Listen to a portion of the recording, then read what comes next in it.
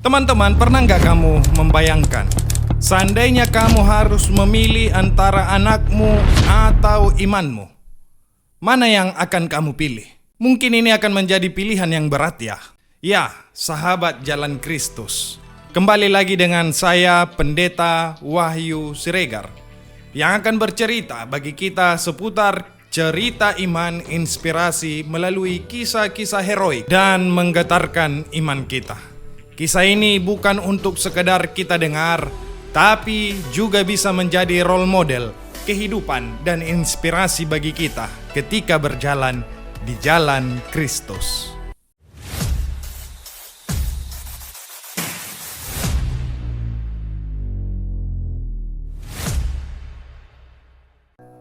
Langsung saja, ada banyak kisah dalam sejarah iman Kristen yang tidak hanya sekedar menceritakan tentang masa lalu, tetapi juga berbicara sangat kuat untuk menjadi pembelajaran hidup bagi kita hari ini.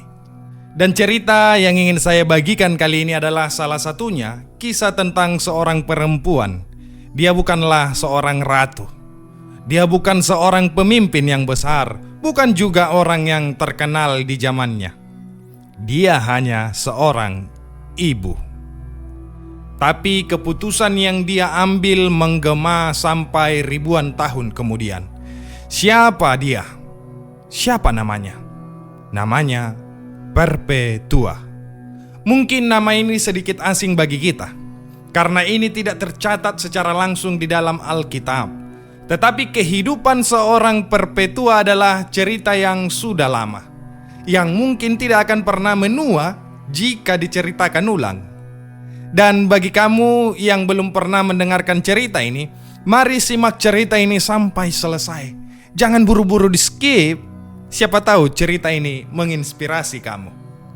Mari kita mulai dari awal, yaitu Perpetua lahir di kota Kartago, Afrika Utara, sekitar tahun 181 Masehi. Dia bukan berasal dari keluarga yang biasa-biasa. Dia lahir dalam keluarga terpandang, kelas atas Romawi, di mana artinya yang kita lihat hidupnya sejak kecil sudah tertata dan hidup dalam kedisiplinan. Kelas bangsawan Romawi. Dia mendapat pendidikan yang baik. Kemungkinan besar bisa membaca dan menulis. Ini merupakan sesuatu yang sangat istimewa ketika itu, karena masih sangat jarang dimiliki seorang perempuan pada masa itu bisa membaca dan menulis. Perpetua tumbuh dalam lingkungan yang terhormat, disiplin dan penuh aturan. Dari kecil hidupnya sudah diarahkan mau kemana dan bagaimana, yaitu menjadi seorang perempuan yang baik, menghormati keluarga, mengikuti kepercayaan leluhur. Sahabat Jalan Kristus, begitulah biografi umum seorang Perpetua. Lantas sekarang pertanyaannya, di mana letak persoalan dari cerita Perpetua? Sahabat Jalan Kristus, jadi di abad kedua Masehi ketika itu, Kekaisaran Romawi berada di puncak kekuasaannya. Mereka menjadi salah satu kekaisaran terbesar di dunia yang paling ditakuti. Melihat anggota kerajaan, melihat seni arsitektur bangunan Romawi, mereka sudah terlihat sebagai kekaisaran yang sangat besar. Semuanya terlihat megah. Kota yang besar, perdagangan yang ramai, budaya yang maju. Tapi di balik semua itu, ada tekanan yang besar terhadap orang-orang yang berbeda dengan mereka, terutama mereka yang percaya kepada Kristus. Mengapa itu bisa terjadi?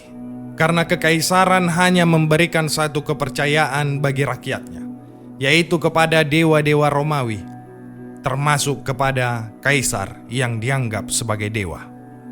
Jika ada kepercayaan selain kepada dewa, maka hukuman bahkan eksekusi mati akan menunggu mereka. Disitulah letak persoalannya nanti yang akan dihadapi oleh Perpetua melalui cerita ini. Sekarang mari kita kembali kepada Perpetua. Kita akan melihat Perpetua muda ketika itu. Sebagai anak dari keluarga yang terpandang, Perpetua tidak pernah mengalami yang namanya kekurangan atas semua yang dia butuhkan, yang dia inginkan. Mau mainan ada, mau liburan ada, mau makanan yang macam-macam, berbagai rasa, manis, asam, asin, dia bisa minta. Semua serba ada. Dia juga tumbuh dengan pendidikan yang baik, dengan status sosial, dengan masa depan yang benar-benar terjamin.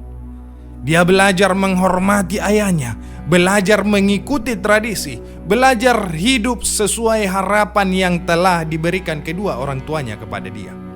Tidak ada yang aneh, tidak ada yang berbeda. Layaknya anak-anak lainnya seumuran dengan Perpetua ketika itu, dia tumbuh dalam posisi itu. Dan seandainya kamu hidup di zaman itu, kamu melihat Perpetua, tentunya kamu pengen hidup seperti Perpetua yang sempurna itu. Nah, itulah cerita tentang Perpetua ketika masa anak-anaknya. Sekarang kita masuk ke masa remaja dan dewasa awal dari seorang Perpetua. Perpetua menjalani hidup seperti kebanyakan perempuan pada zamannya. Dewasa, kemudian dia menikah. Dia memiliki anak, dia menjadi seorang ibu. Sampai di cerita kehidupan yang seperti ini, tentu hidupnya terlihat sudah sempurna dan lengkap. Layaknya manusia yang normal yang hidup masih di dunia ini. Semua yang diinginkan sudah sampai di tahap yang diinginkan. Keluarga ada, status sosial ada, masa depan jelas. Kalau kita tarik ke zaman saat ini seperti seorang yang sudah punya pekerjaan yang mapan, punya keluarga yang bahagia, dan hidupnya dipenuhi dengan damai dan sejahtera. Jadi tidak ada alasan bagi Perpetua untuk berubah lagi dari rancangan hidup yang sudah dia jalani tersebut, jika kita berangkat dari titik ini. Tetapi saudara-saudara terkasih, sahabat Jalan Kristus, titik yang kita lihat aman, nyaman, dan bahagia, ternyata itu bukanlah titik akhir kehidupan dari seorang Perpetua. Sesuatu dalam cerita hidupnya ini mulai berubah lagi. Perpetua ketika itu dia mulai mengenal orang-orang Kristen, bukan lewat gereja yang ada ketika itu, bukan lewat ajarannya, tetapi lewat komunitas-komunitas Kristen mula-mula ketika itu. Ketika Perpetua setelah menikah, dia tinggal di luar dari rumah orang tuanya. Dia hidup lebih mandiri lagi bersama suaminya. Mereka tinggal di satu lingkungan, di mana di lingkungan itu ada komunitas-komunitas kecil Kristen yang beribadah secara sembunyi-sembunyi. Dan ketika itu Perpetua mulai berinteraksi dengan mereka. Contohnya kita bisa ibaratkan seperti orang yang tinggal bertetangga. Mau gak mau pasti ngobrol dong. Gak mungkin diam-diam aja. Setidaknya bertegur sapa, hai, hello. Kemudian Perpetua juga mulai melihat bagaimana cara hidup orang-orang Kristen yang ada di sekelilingnya itu. Dan ketika itu Perpetua mulai tersentuh. Dia mulai melihat cara hidup orang-orang Kristen, komunitas Kristen yang hidup di dalam kasih. Hidup berdasarkan kasih. Tidak ada perbedaan yang lebih hebat. Tidak ada yang terpandang sesama orang Kristen. Baik yang kaya, baik yang miskin, mereka semua hidup sama-sama saling berdampingan dan saling mengasihi satu sama lain. Dan dari cara hidup yang dia saksikan itulah, dari sanalah kita mulai melihat Perpetua mulai memilih sesuatu yang berbeda di dalam kehidupannya. Sahabat Jalan Kristus, di tengah dunia yang penuh dengan dewa dan ritual yang sudah dia jalani sejak kecil, dia mulai melihat bahwa kekristenan menawarkan sesuatu yang tidak biasa dari yang selama ini dia hidupi, yaitu tradisi dan kepercayaan bersama orang tuanya.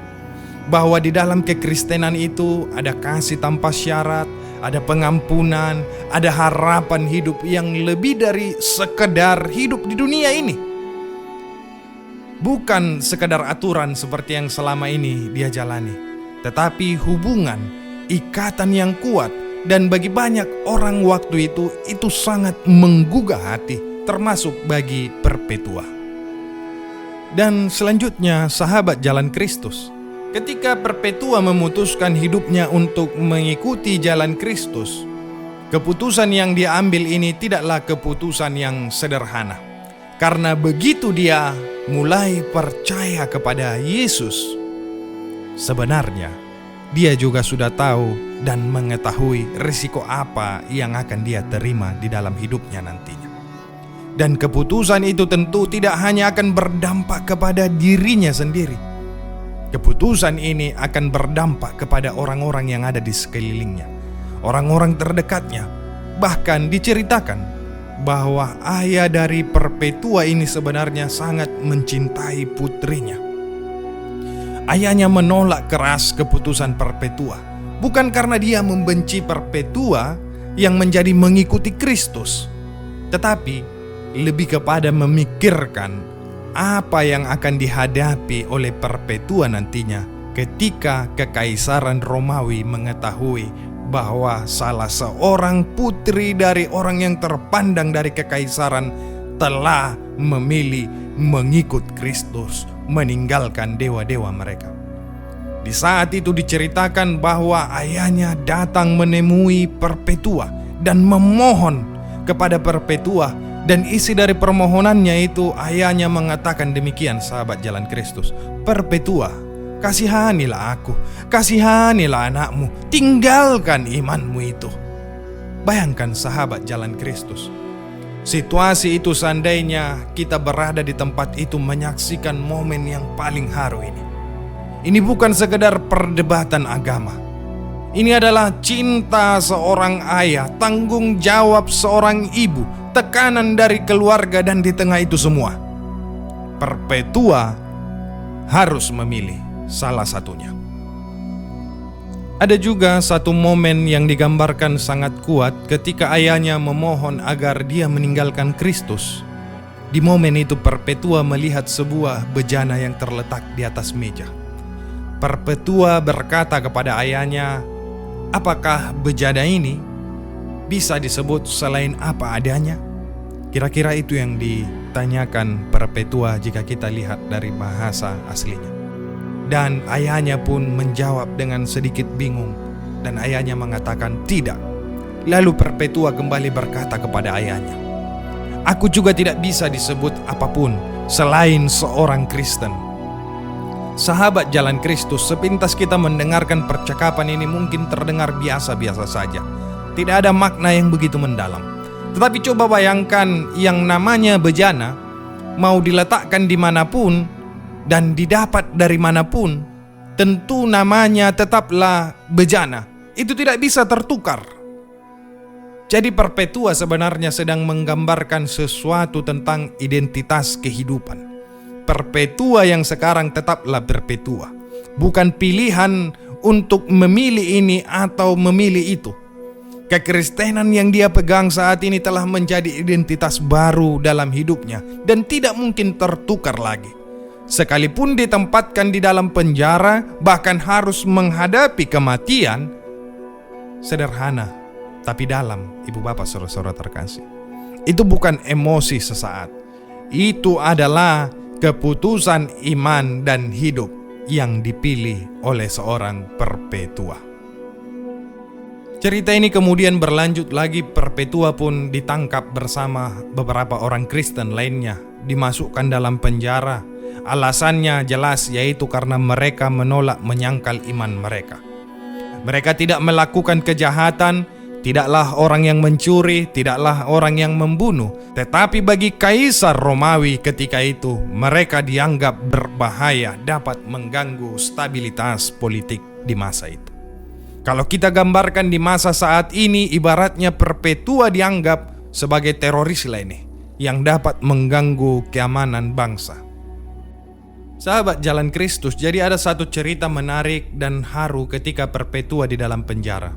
Cerita ini benar-benar menyentuh hati kita. Perpetua di penjara dalam kondisi panas, sempit, tentu sungguh tidak layak. Dan yang paling menyakitkan lagi, kita tahu, sebagai seorang ibu muda yang baru saja melahirkan anak, dia harus terpisah dari bayinya. Seorang ibu yang tidak bisa memeluk anak bayinya yang baru lahir. Dia pun gelisah, dia khawatir, dia hampir tidak kuat lagi menghadapi. Dan inilah momen yang akan mengubah segalanya. Sampai akhirnya, karena Perpetua memohon terus kepada setiap orang yang ada di penjara itu adalah yang bisa membantu dia, sehingga bayinya itu bisa diizinkan masuk ke dalam penjara.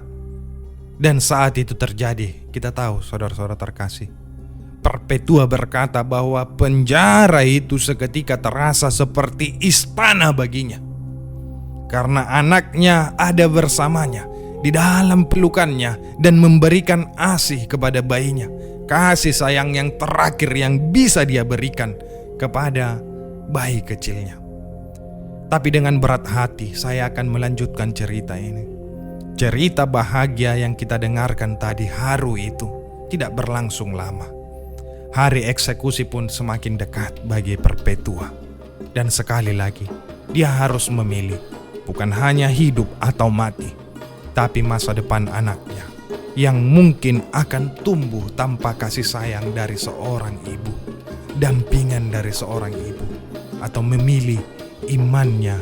Dan dia tahu kalau dia tetap bertahan, dia tidak akan melihat anaknya lagi tumbuh besar. Hingga diceritakan pada tahun 203 Masehi, Perpetua dibawa ke sebuah arena, stadium, di mana arena ini bukan tempat untuk bermain bola atau menonton satu pertandingan. Ini adalah tempat eksekusi, di mana orang-orang yang bersalah yang mendapat hukuman akan dieksekusi mati, akan dibuat layaknya seperti pertunjukan dengan mempertontonkan di depan banyak orang. Dan ketika itu, sedikit pun Perpetua tidak melawan kepada para petugas di penjara ketika itu. Dia tidak menunjukkan raut wajah yang panik, yang ketakutan. Dia berjalan dengan tenang dan dia pun diserahkan kepada binatang buas. Dia terluka tetapi tetap berdiri dan akhirnya dia pun mati.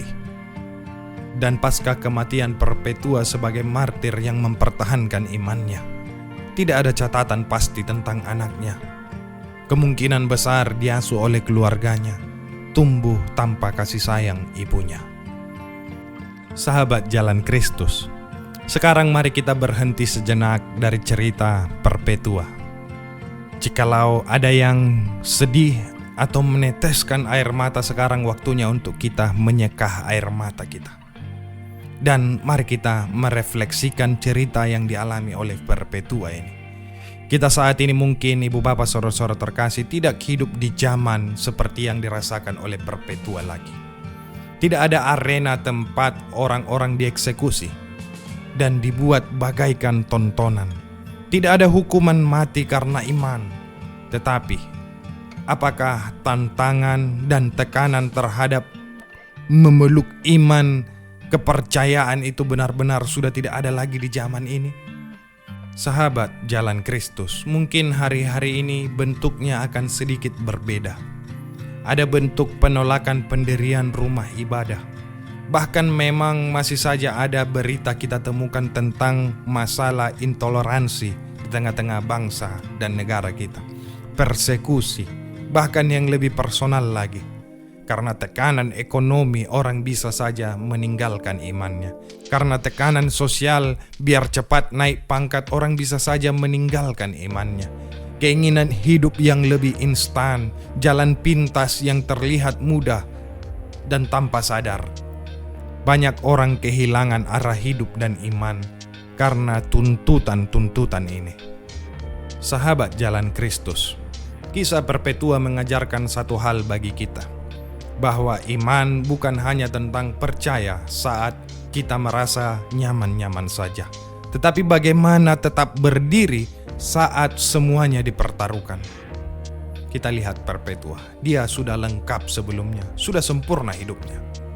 Bahkan orang menginginkan hidup yang seperti itu, tapi demi iman dia meninggalkan semuanya itu.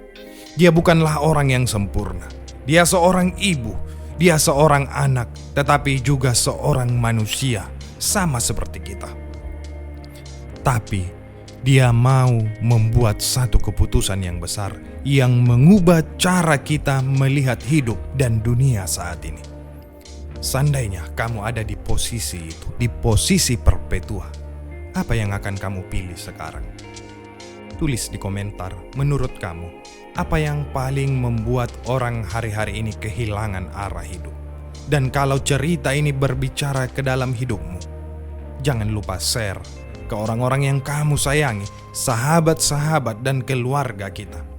Karena mungkin ada seseorang di luar sana yang sedang butuh cerita ini. Sahabat Jalan Kristus, sampai jumpa di cerita berikutnya. Tuhan Yesus memberkati.